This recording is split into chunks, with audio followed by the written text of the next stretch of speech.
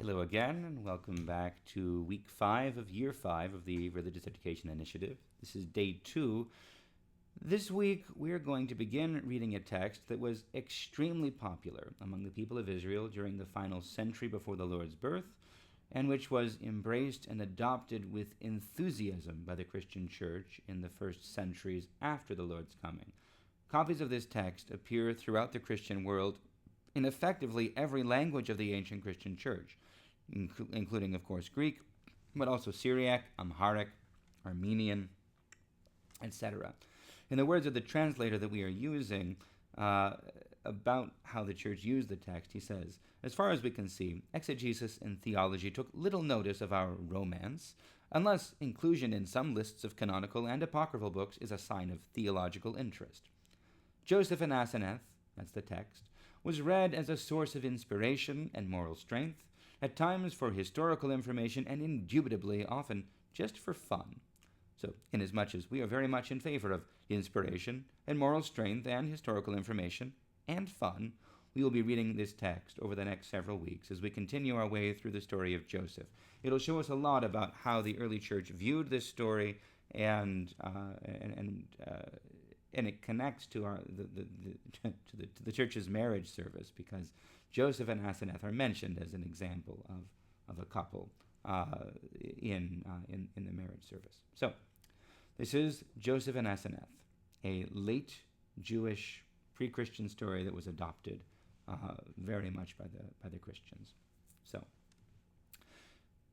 and it basically picks up where we left off in day 1. "And it happened in the first year of the 7 years of plenty, in the 2nd month, on the 5th of the month, Pharaoh sent out Joseph to drive around the whole land of Egypt. And Joseph came in the 4th month of the first year, on the 18th of the month, into the territory of Heliopolis, and he was gathering the grain of that region like the sand of the sea. And there was a man in that city, a satrap of Pharaoh, and this man was a chief of all the satraps and the noblemen of Pharaoh. And this man was exceedingly rich and prudent and gentle, and he was a counselor of Pharaoh, because he was understanding beyond all the noblemen of Pharaoh. And the name of that man was Pentephres, priest of Heliopolis. And he had a daughter, a virgin of 18 years. She was very tall and handsome and beautiful to look at, beyond all the virgins on the earth. And this girl had nothing similar to the virgins of the Egyptians, but she was in every respect similar to the daughters of the Hebrews. And she was tall as Sarah, and handsome as Rebekah, and beautiful as Rachel. And the name of that virgin was Aseneth. And the fame of her beauty spread out all over that land and to the ends of the inhabited world. And all the sons of the noblemen and the sons of the satraps and the sons of all kings, all of them young and powerful, asked for her hand in marriage. And there was much wrangling among them over Aseneth, and they made attempts to fight against each other because of her. And Pharaoh's firstborn son heard all about her, and he kept entreating his father to give her to him for his wife. And his firstborn son said to Pharaoh, 'Father, give me Aseneth, the daughter of Pentephres, the priest of Heliopolis, for my wife.' And Pharaoh his father said to him, 'Why do you seek a wife that is beneath you? And you are king of the whole land of Egypt. Behold, is not the daughter of the king of Moab, Joachim, betrothed to you? And she is a queen and exceedingly beautiful. This one take for your wife.' And Aseneth was despising and scorning every man, and she was boastful and arrogant with every one. And no man had ever seen her, because Pentephres had a tower adjoining his house, very big and high, and on top of this tower was an upper floor, including 10 chambers. And the first chamber was big and splendid, paved with purple stones, and its walls were faced with colored and precious stones, and the ceiling of that chamber was gold. And within that chamber gods of the Egyptians, who were without number, were fixed to the walls, even gods of gold and silver. And Aseneth worshipped them all, and feared them, and performed sacrifices to them every day. And the second chamber contained Aseneth's ornaments and chests, and there was much gold in it, and silver and clothes interwoven with gold and chosen and costly stones, and distinguished cloths, and all the ornaments of her virginity. And the third chamber was Aseneth's storeroom, and in it were all the good things of the earth. And 7 virgins occupied the remaining 7 chambers, each having 1 chamber, and these were waiting on Aseneth, and they were all of the same age, born in one night with Aseneth, and she loved them very much.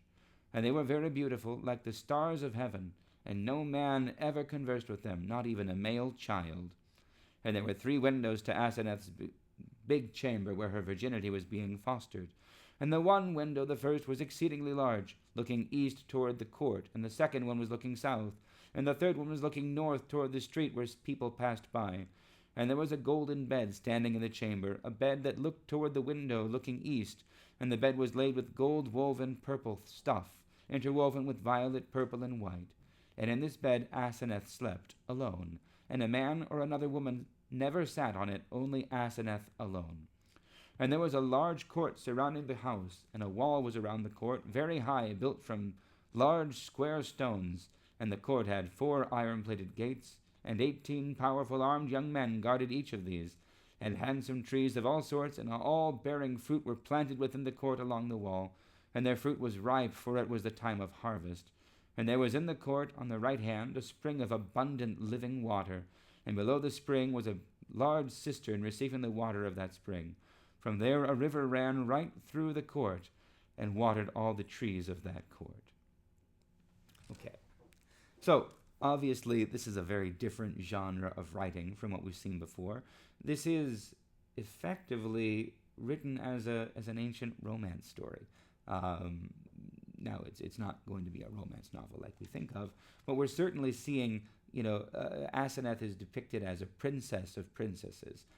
Not good enough for the king of Pharaoh. She's not actually of royal rank, but she is a noble woman of tremendous wealth and beauty and arrogance. We see that she's been kept apart so that she can be married in an advantageous way. Her virginity has been preserved, her purity has been kept, so no man has even been allowed to touch her, so that she is this precious thing that her father can bestow in whatever way he chooses, or that Pharaoh can bestow, because this is the way that the kingdoms worked in this way.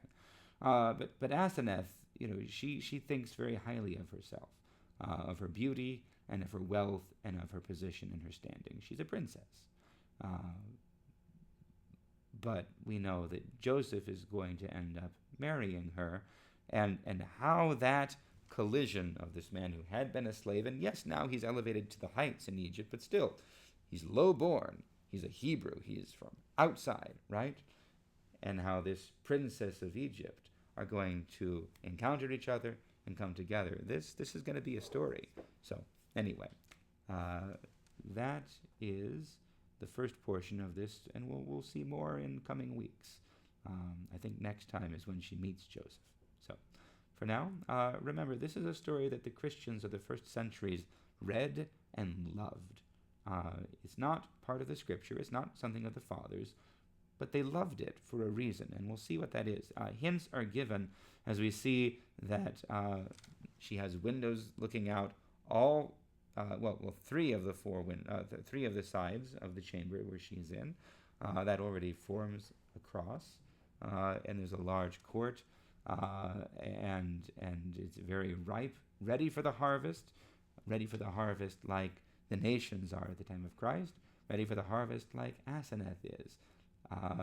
Because she is going to come into the covenant of God. She's going to become a daughter of Israel, although she is a princess of Egypt. And there's a spring with living water. There's a cistern. I think all of these are going to be substantial. She basically lives in paradise, but she is outside of paradise because she is a worshiper of demons, of all the gods of Egypt, for now, but not by the end of the story. So these are kind of the foreshadowings that we see here. So next time, we'll see more. For now, God bless you all. See you shortly for day 3.